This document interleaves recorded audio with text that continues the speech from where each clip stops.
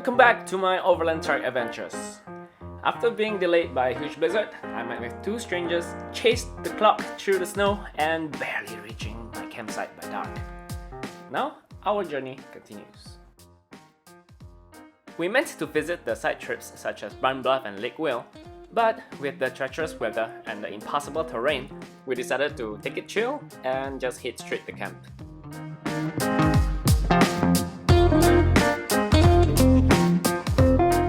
Since we finished our hike early, I was teaching Rolly and James how to play bridge. It quickly became our favorite game as we huddled in camp in warm company.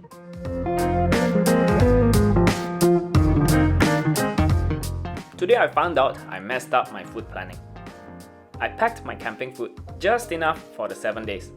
For breakfast, I packed instant oats, which I would eat with condensed milk. It would have been a nutritious and energetic meal for me to kickstart my mornings, but I had forgotten to measure the amount of condensed milk I had to bring. So, as fate would have it, on my third breakfast, I've already finished all my milk.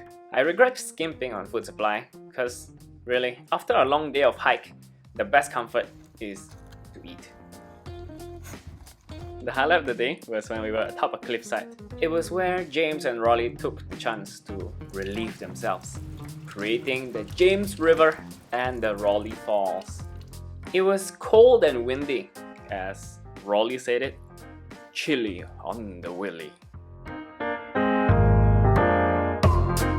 At camp, we met with another group who were going in the opposite direction. They shared a funny photo with us. Last night, it was so cold that when one of them was drying his boots upside down overnight, in the morning when he turned up his boots, his laces were standing upright.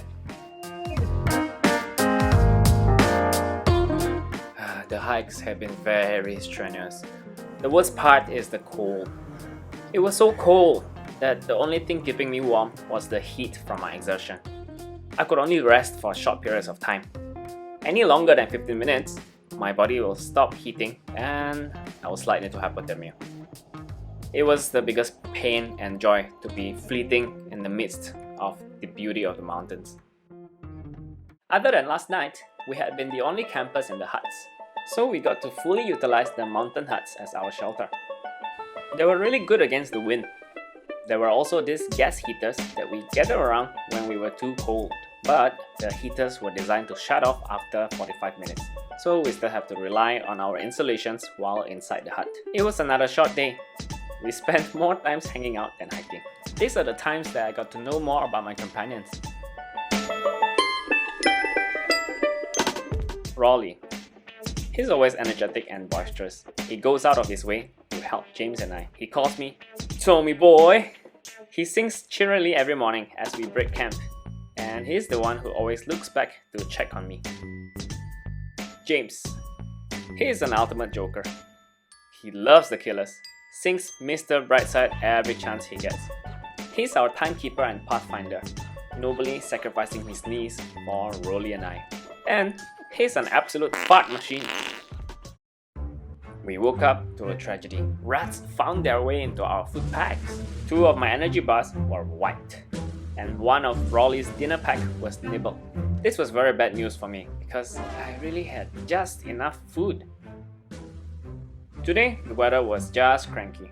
We started hiking in snow, then it was raining, then it was sunny, then it was all 3. 4 hours and 9 kilometers later, we pushed on to cover more distance, thinking we'll camp in the next hut instead. 2 hours and 9 km later, we reached Echo Point Hut. After 18 kilometers and 6 hours of hike, we were battered. We wanted to just set camp and rest the day. But we saw how minimal the hut was. It had a coal heater, but had no coal. Clearly, this wasn't a hut we were gonna enjoy staying the night in.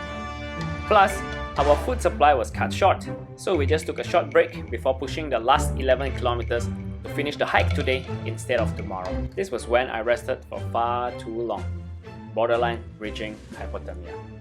I felt cold, weak, exhausted. James noticed my lethargy and immediately got us all up and off we went for our last push. At that moment, I knew that I would not survive another night of cold. If I were to finish it, I had to ride on the momentum today. We're almost there. In the final 11 kilometers, I was struggling to keep up with my companions. The dwindling food supply and the 15 km that we just covered had already drained too much of me. I was dog tired. I couldn't even see them up ahead anymore. I was so far behind. I thought they must have left me. I got lost for a bit, and because it was dizzying to keep on going. After dragging myself back to the right path, I found them ahead, waiting for me with their concerned faces. Rolly took out his cheese salami wrap that he was keeping to eat as a completion celebration, then handed it to me, saying, "Eat, you didn't have enough for breakfast." Man, I was moved. The wrap was dry and hard to chew, but it wasn't really the wrap.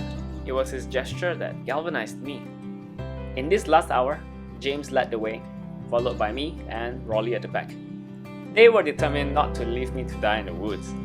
And sure enough, as we pushed on further, we heard the stream that signals the beginning of the end. We lodged at the cabins nearby, took the best hot shower we've had in a week, maybe even the best shower in our lives.